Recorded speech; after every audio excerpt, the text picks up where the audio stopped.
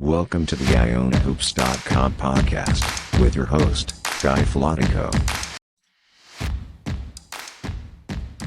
Hello and welcome to a somber season 2, episode 24 of the IonaHoops.com podcast.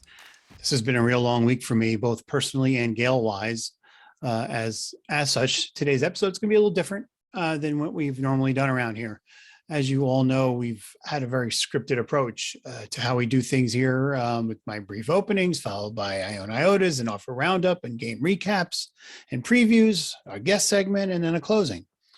But like I said, it's been a long week, so we'll be doing it a bit differently this time out. And it's just going to be me here on camera for the most part, as I'll add a brief segment covering our next opponent before we wrap up the episode. So you've all been following my week on the boards and on Twitter. On Tuesday morning, my mom's BP and heart rate completely crashed, and well, we thought we were going to lose her. Tuesday was quite the long day, but by Wednesday she had stabilized, and over Thursday and Friday she recovered pretty darn well, and she came home today, Saturday. I just wanted to take a moment to thank everyone who reached out with good wishes and prayers during the week. No question they helped, and like I said, there was a portion of Tuesday morning where we didn't think she was going to make it. So thank you to everyone far and wide who reached out, dropped me a note, a post, a tweet, a text. It was greatly appreciated, and eternally grateful to your kindness. So as Tuesday unfolded, I realized that Atlantic City wasn't going to be happening for me. I know it's not a big deal. Wow, big deal. You're missing a tournament. But I've always loved attending the MAAC tournament. I've met so many great people over the years. Yes, even some Siena fans, believe it or not. And it really is an event that unfortunately is only celebrated by a small segment of hardcore MAAC fans every year. Just 1,000 or so, maybe, who make it every year to the tournament, regardless of whether it's in the Meadowlands, in Albany, Buffalo, Trenton, Bridgeport, or Atlantic City. This year marked only the third time since my MAAC fandom started back in the mid 80s. Yeah, I'm that old, people, that I missed the MAAC tournament. The first time was because my wife was pregnant and close to being due. And the second was because of work conflict just a few years ago. So not being there is a big deal for me. Now, I can't speak to what you all believe in, whether it be omens or karma or a sixth sense or what have you. But settling in to watch Wednesday's MAAC quarterfinal between Iona Ryder just never felt right to me. Of course, my mind was in different places, but still, it just didn't seem right. So the first half was very Iona-like this season. The defense was terrific. The offense was uneven, but doing enough to just take a lead in the locker room. You know, it's not unlike many Gales games this year. I wasn't comfortable, mind you, but I'd heard this song many times before. An uneven first half followed by a pretty strong second half and eventually a victory for the Gales. But it just wasn't happening. I would have to look back at all the box scores from Iona games this past years, but I don't remember too often this season where a team just scored at will against Iona this year. Maybe the first half against Kansas in Orlando, maybe I'd have to look back.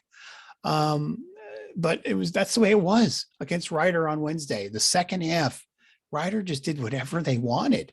I mean, there was an extensive analysis on the MAAC board for a good 36 hours, whether Dwight Murray traveled or was in the lane for 3 seconds on his game winner. And the Iona board spent the better part of the past few days trying to figure out just what the heck happened on Iona's final attempt between Jolly and Joyner. Why did it take so long to develop, etc.? But to me, this game was lost by the fact that we just had no answers on the defensive end. I mean, we even made clutch plays. Jolly was terrific in the second half, and Joyner made huge threes late. I mean, it felt like Iona was going to win this game, somehow survive the way champions do. Nope. But who the hell am I to question anything Rick Pitino has done this season? You know, one of us is a Hall of Fame coach. The other is just some tool of the podcast, really. But I can't help to think that having Barrick Jean-Louis on the floor down the stretch, more than just spot duty than he was doing at that point, could have helped. Iona accomplished what it did this season on the strength of its defense. It was its identity this entire year, far more than the offense. And while I realize Barrick doesn't really contribute in terms of a scorer, doesn't get assists, he does get some offensive boards, but you know, isn't going to produce for you much on the offensive end. His mere presence on the floor gives you those intangibles and makes us what you are on the defensive end, and what Iona is, what Iona was known for the vast majority of the season. Further, I mean, Berk's not a turnover machine. He doesn't try too hard or just shoot unnecessarily. He generally plays within himself. In other words, he doesn't really hurt you on the offensive end just by being out there. He's just the fifth option. It's all right. But, I just can't help but think in a game like that where Iona just had no defensive answer, that Barrett could have made a difference. That's just my take. Now, I say all this knowing full well that Walter Clayton is a future star at Iona. He came up with some great big-time buckets for us throughout the game and at various points in the season. And I can't wait to see him shine down the line in his Iona career, because he is going to. He's a tremendous talent. That said, on this podcast and on the ModMeth podcast, in previewing the MAAC tournament, when I talked about the brackets, I noted that I didn't expect Marist to do anything because their best players are freshmen. And the idea of a freshman leading you in a tournament setting does not bode well in my mind. It's just not appealing to me at all. And I was proven right about that. And then here we are with freshman Walter Clayton on the floor down the stretch in this one instead of his senior, Barrick Jean-Louis. Now, there are no guarantees that if Barrick is out there and Walter's not, that Iona wins the game. No, I'm not even saying that. I don't even know if it's even, maybe we lose by more. I have no idea. It's how I feel. After Joyner hit those 2 threes and Iona's up 5 at about 2.5 minutes ago, Clayton had a key turnover. Maybe if Joyner's handling that ball a little more, or Dylan or somebody else, we don't turn that ball over and we put the game away like we've done so many times this year. But there was a key turnover, and it led to a 3 on the other end, and suddenly Ryder had life. And even after that, Iona was up 1 very late. Clayton gets fouled, misses the front end, and set up the dramatics with Murray's fateful possession. Walter Clayton is a superstar in the making, but he's still a freshman. And while I would have had what I've liked to have seen Barrick in, it's certainly definitely more so than he was. Yeah, I would have. And again, I'm not Rick Pitino. I'm not second guess every little thing. I just think it could have made a difference. It could have. Maybe it wouldn't have. It could have. That's all. Some folks are going to disagree. The staff obviously disagreed. That's fine. That's why I'm on a podcast and they're coaching and getting paid for it. And I'm not getting paid for this podcast, sadly. But, I would love to ask Rick, and I'm sure Rick has a great explanation as why, he wanted to go to Clayton because he wanted the offense that Clayton provided. All right. And that's all right. But to me, you dance with the girl you brought, and, Barrick's been doing it for 2 years for us. That's all I'm going to say. Could have been different. Maybe not. Anyway, let's put that aside though. And let's look at the big picture. On February 4th, Iona was 19-3 overall and 11-0, and we're the toast of mid-major hoops with some national buzz. A month later, the Gales ended up going 6-4 in their final of 10 against MAAC teams, by the way, most of them ranking in the 200s in Ken Pom, and find themselves not dancing for the first time since 2015. What happened? One theory has been hypothesized on the Iona board, that when you realize Iona's season actually started in August in Greece, that maybe this just became too long of a grind and the team was just mentally fatigued by this point of the year. It's plausible, can't prove it one way or another. So, but whatever, but it's not outlandish by any means. But either way, whether it's true or not, it's still all catch-22. Without that Greece trip, we don't we're not ahead of schedule in our progress. We don't go 8-3 against that non-conference schedule. We probably lose one of the first 3 home games. We probably go 0-3 in Orlando. There's no way to know for sure again, but we probably aren't ready to win all those games that we did. And on the flip side of that, then we do have the legs to get through the grueling MAAC schedule. And, maybe we win a couple more games. I'm not saying we'd have gone 20-0. Probably wouldn't have done that anyway. Certainly 17-3 is nothing to sneeze at. Just the way that wrapped up though is going to eat away at Iona fans because of where we were at sitting pretty 19-3, 11-0, then to go on and go 6-4 in the final 10 at this point. I will note one thing before we move on. A few weeks back, there was a bunch of debating on the MAAC board and on Twitter regarding what's better, getting to the dance once in a while and then winning a game there, or getting there every year like Iona's been doing, but never advancing? I'm going to say right now, without a doubt, that I'm just fine getting to the tournament every year, because losing to MAAC Tourney just absolutely sucks. It just sucks. And that's all I'm going to say in that. Time to move on. But where do we go from here? Exactly. As I noted earlier, I'm recording this portion of the podcast on Saturday, even though I'm dropping this episode on a Monday. But I did this intentionally. I didn't want our NIT matchup to affect my current state of mind as I recap this week's disasters, both on and off the court in my life. But since Wednesday night, there's been some chatter about Pitino's future at Iona again. That after this experience, he's done with this one bid league stuff. Maybe, I don't know. I have no idea. I'm not going to pretend to be in Rick Pitino's head to know what he's truly thinking at this time. But I'm going to say this, and again, I wanted to cover this before any NIT brackets have been revealed. I think the way this team performs in the NIT is going to tell us a lot about the state of this program. We all had big dreams just a month ago, and they've come crashing down. For the team, for the coaches, for the fans. Everybody's hurting. We're all hurting. As fans, the players, I'm sure, are devastated. The staff, I'm sure, is just beside themselves. That they can't believe that here we are. It's 3:20. I'm recording. It's 3:20 Saturday afternoon. The MAAC final starts in 40 minutes, and we're not playing in it. And I'm sure that's eating away at the staff. It's eating away at the players.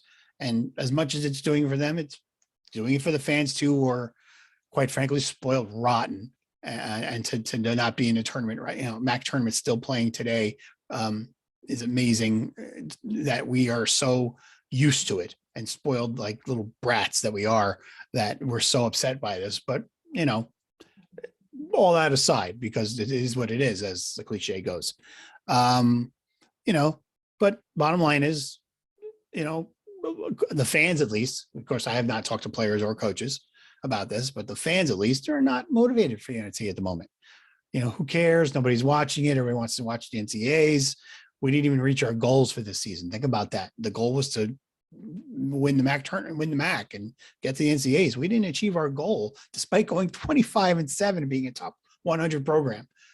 Devastating. But now that the initial pain is going to wear off. I mean, I feel better than I did Wednesday night. I can tell you that. And I've been looking into the NIT. I've been trying to follow NIT bracketologies. I'm curious to see the ideas of a home game are exciting to me. I don't want to get stuck on a road game against some team out in the Midwest or in the West, even if it's a major. It's kind of like, but certainly a home game or at least a good regional matchup might be a little better for us in terms of getting some juices flowing. Again, that's from a fan perspective. I'm not talking about the team and the players here. This is purely the fan perspective. But there, it's tough. It's tough how do you pull yourself off the mat?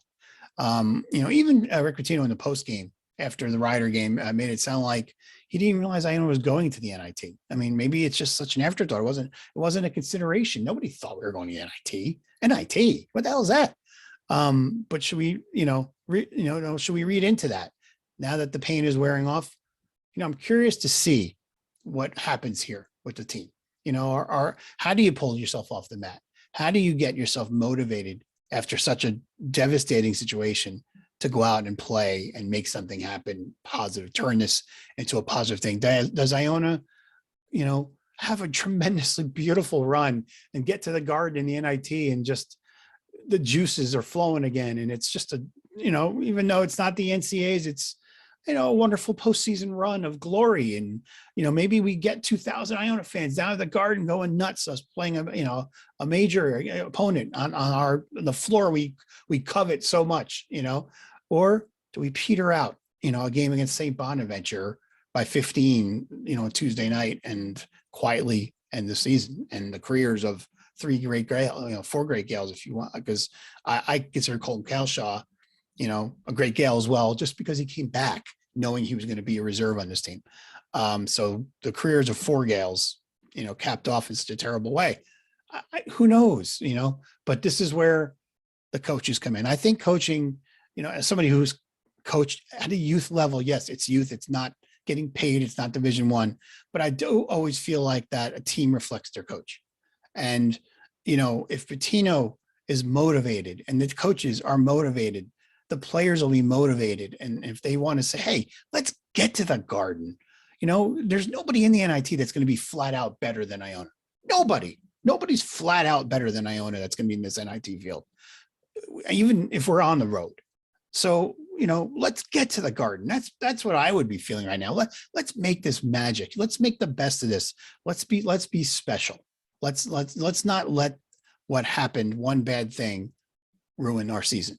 You have a chance. That's the beauty of getting the NIT bid when you finish first. You have a chance for redemption right away. No, it's not going to take away the pain of not getting NCAA tournament. And it still sucks to look on Selection Sunday and know that for the first time in 6 years, there's not going to be a selection show party that I'm going to be attending. But it's still there. It still can be something special. So does Iona get to that point? Does Rick Pitino bring us back off the mat and lead this team to something special? Still, some glory in March? Or do we peter away and end? I'm curious to see what happens, and I'm sure you guys are too. And with that, I'm going to end this monologue, and we're going to take a look at our NIT matchup.